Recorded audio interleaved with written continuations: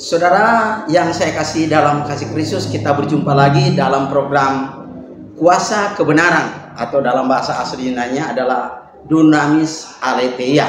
Saudara yang saya kasih dalam kasih Kristus, kalau beberapa hari lalu kita telah membahas tentang topik yang sangat menarik, yaitu bagaimana agar jiwa seluruh umat manusia dalam muka langit ini dapat diselamatkan menurut Injil Kristus. Di mana saudara minggu lalu dijelaskan bahwa ada 5 langkah, yaitu menurut perjanjian baru. Pertama adalah mendengar. Ya, mendengar, Roma 10:17, iman itu datang daripada pendengaran, pendengaran akan sabda Kristus.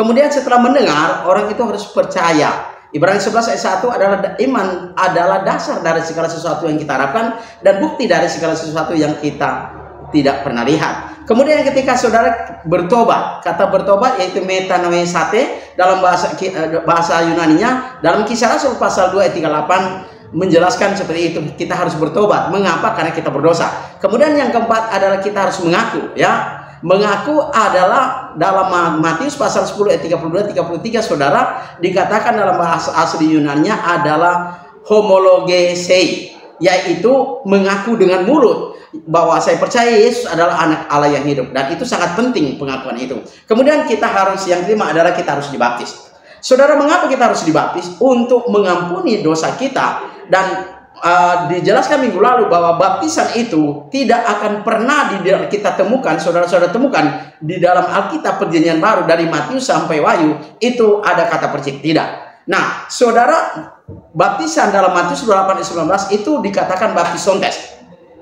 Dan akar katanya dari bahasa Yunani-nya adalah baptizo, yang artinya masuk dalam air. Kemudian saudara, dalam Markus 16 ayat ke-16 juga dikatakan ada kata baptistes di situ, merujuk kepada akar katanya yaitu baptizo, yaitu masuk ke dalam air. Nah saudara, setelah kita dibaptis, apa yang terjadi saudara? Paulus jelaskan dalam Roma pasal 6 saudara ayat ketiga dan 4, ketika kita dikuburkan bersama dengan Kristus atau beserta dengan Kristus saudaraku, maka kita telah mengalami atau kita menerima kehidupan yang baru di dalam Kristus. Mengapa saudara kita menerima hidup yang baru dalam Kristus? Karena kita telah dibaptis, dikuburkan bersama-sama dengan Kristus di dalam air. Itu Roma 6 ayat 3 dan 4. Nah saudara, kita akan menunjukkan pada sore ini, pada saat ini, yaitu bagaimana kita selanjutnya ketika kita dibaptis, maka Allah menambahkan kita ke dalam kerajaan Allah, atau di dalam bahasa aslinya adalah Basileia Theos. Nah saudara yang saya kasih dalam kasih Kristus, itulah rancangan keselamatan Allah yang Allah siapkan untuk seluruh umat manusia dalam kolam ini. Menurut perjanjian baru saudaraku, bukan menurut pendapat saya, tapi bukan menurut juga pendapat pendeta-pendeta atau menurut akal manusia, tetapi menurut Injil Kristus. Nah saudara pendengar yang saya kasih dalam kasih Kristus, kita akan lanjutkan pada saat ini, yaitu mengapa baptisan itu harus masuk dalam air. Saudara, jawabannya adalah karena baptisan itu masuk dalam air disebabkan karena Roma pasal 6 ayat yang kedua dikatakan bahwa kita telah mati di dalam dosa, maka kita perlu dikuburkan, ya.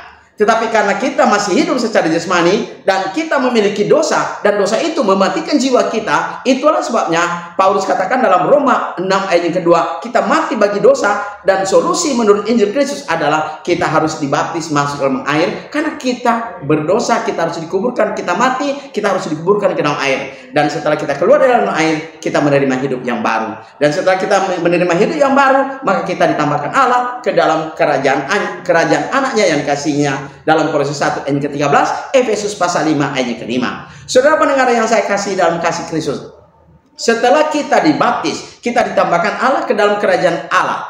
Nah, kemudian apa yang harus kita lakukan setelah kita berada dalam kerajaan Allah? Yaitu pertama, saudara, kita harus menyembah Bapa dalam roh dan kebenaran. Sebelum menyembah Bapa dalam roh dan kebenaran, saudara, dikatakan dalam Matius pasal 28 ayat ke-20, Yesus katakan, dan ajar murid itu menurut segala sesuatu yang aku pesankan kepadamu. Dan ketahuilah olehmu aku ini beserta dengan kamu senantiasa hingga kepada kesudahan alam. Saudara pendengar yang saya kasih dalam kasih Kristus, setelah kita menjadi murid Yesus, yaitu kita mendengar, percaya, bertobat, mengaku, dan dibaptis, kita ditambahkan Allah ke dalam kerajaan Allah, dan kita harus diajar. Kita harus diajar oleh seorang pengajar, dan agar kita berkembang dalam segi pengetahuan, menuju kepada kedewasaan iman. Saudara pendengar yang saya kasih dalam kasih Kristus, ini adalah rancangan keselamatan yang Allah berikan kepada kita, agar kita berada dalam kerajaan Allah. Dan ketika kita menjadi warga negara kerajaan Allah, saudara, kita disebut dengan orang Kristen. Mengapa kita disebut dengan orang Kristen? Karena kata Kristen, saudara, dalam bahasa Yunani dikatakan Kristianos. Saudara, kata Kristianos ini ya itu dari akar kata dari krino. Krino, saudara, artinya diurapi. Nah, kenapa kita diurapi? Ya, kenapa kita diurapi? Karena kita telah mendengar, kita telah percaya, kita telah bertobat, kita telah mengaku, kita telah dibaptis. Nah, ketika kita keluar dalam air, kita disebut dengan ya orang Kristen atau Kristianos, yaitu orang yang diurapi. Nah, ketika kita menjadi orang yang diurapi, saudara, maka kita terus diajar oleh firman Tuhan. Menurut Matius 28 ayat 20, maka kita akan berkembang dalam segi pengetahuan. Ya, saudara yang saya kasih dalam kasih Kristus, setelah kita berkembang dalam segi pengetahuan, maka kita harus beribadah kepada Allah dalam roh dan kebenaran menurut perintah Yohanes 4 ayat 23-24. Menyembah Bapa dalam roh dan kebenaran artinya kita harus menyenangkan Allah di dalam peribadatan, dalam penyembahan kepada Allah di dalam roh dan kebenaran, yaitu pada setiap hari pertama dalam setiap minggu itu. Saudara pendengar yang saya kasih dalam kasih Kristus, orang yang disebut orang Kristen atau diurapi berarti dia tidak lagi memiliki konsep untuk melakukan perbuatan pelanggaran atau dosa lagi.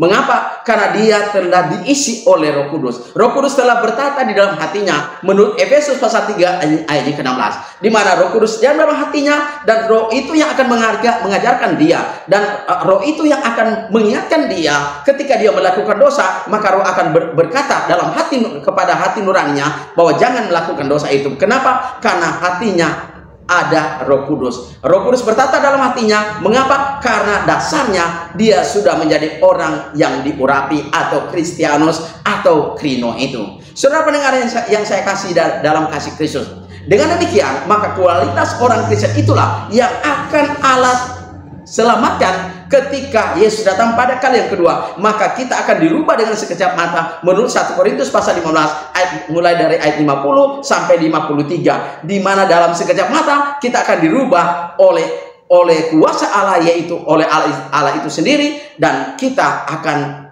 dibawa oleh Allah ke dalam apa, saudara? Dalam Filipi 3 ayat 20, tanah air kita ada di surga. Dari sanalah kita menantikan juru selamat, yaitu Tuhan kita Yesus Kristus. Itulah sebabnya, saudara, ketika kita menjadi orang Kristen, orang yang diurapi, kita tidak lagi main-main tentang dosa. Kita tidak lagi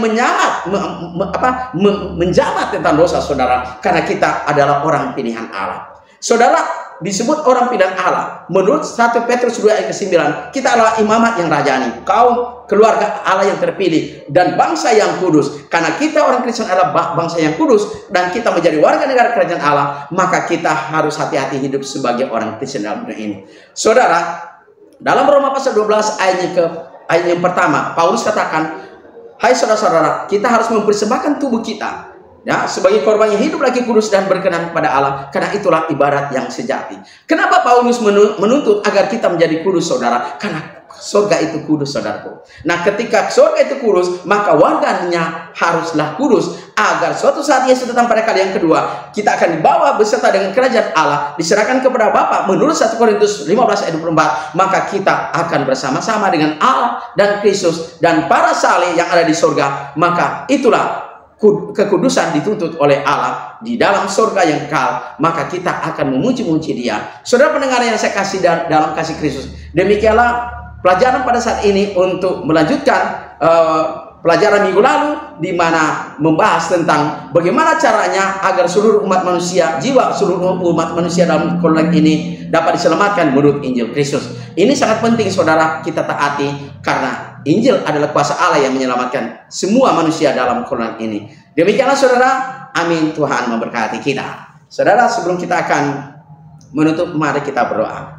Bapa kami yang ada di surga, Allah yang Maha Kuasa, pencipta langit, bumi, laut, dan segala isinya, kami bersyukur Bapa telah memimpin acara ini dari awal hingga akhirnya dengan tidak kurang apapun. Terima kasih Bapa di surga, kami telah mendengarkan sabda firman-Mu, dan hamba-Mu telah menyampaikan kebenaran-Mu. Biarlah Bapa, saudara-saudara pendengar setelah mendengar ini menjadi berkat rohani bagi mereka, dan mereka akan bertanya dan menanyakan pertanyaan yang sesuai dengan hati nuraninya agar diselamatkan melalui ketaatan kepada Injil Kristus. Terima kasih Bapa di surga, biarlah kami dapat berjumpa lagi pada masa-masa yang akan datang. Terima kasih, inilah doa dan permohonan kami. Ampuni dosa dan salah kami. Dalam nama Yesus kami berdoa kepadamu. Amin. Saudaraku, jika saudara ada pertanyaan, hubungi nomor saya di 0853 40 42 9873. Sekali lagi, hubungi nomor saya di 0853 40 42 9873. Tuhan memberkati. Amin.